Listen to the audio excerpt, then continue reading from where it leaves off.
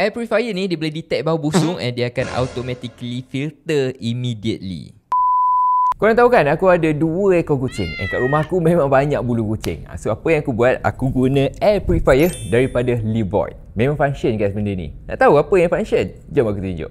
First aku ajar korang macam mana nak set up benda ni dulu. Dekat bahagian bawah tu, korang pulas je macam ni and keluarkan dia punya filter ni. So ni dia punya HEPA filter guys. Dia ada 3 lapisan filtration tau. Dekat bahagian luar yang warna putih tu kan, yang tu lapisan yang pertama. Lapisan ni dia akan filter partikel yang besar macam habuk, bulu kucing, rambut and lain-lain. Lapisan kedua dekat dalam korang tak nampak. Lapisan kedua ni dia filter partikel yang lagi kecil macam hama, asap, even bakteria and virus pun dia boleh filter. And yang warna hitam tu kan, yang tu carbon filter tau. Dia akan tapis bau-bau yang busuk macam bau masakan, bau-bau gas yang tak sepatutnya, yang tu dia akan tapis. So korang pasang je balik dia punya filter ni dekat dalam macam ni, lepas tu tutup dengan dia punya cover ni and pulas macam ni untuk nak ketatkan dia. Kalau nak on, korang just tap je dekat bahagian atas tu and dia akan menyala and on benda tu. Total speed kat situ dia ada 3 speed semua sekali. And benda ni dia tak bunyi kuat sangat tau. Korang dengar sendiri.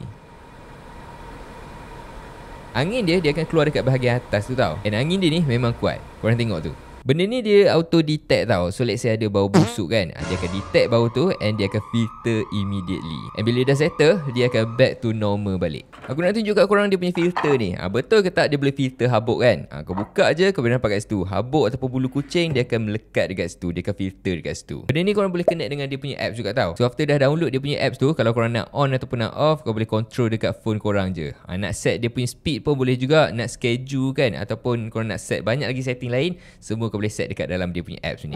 So kalau korang nak air purifier daripada Levoit ni, aku dah sediakan beg kuning kat dalam video ni. Beli kat situ.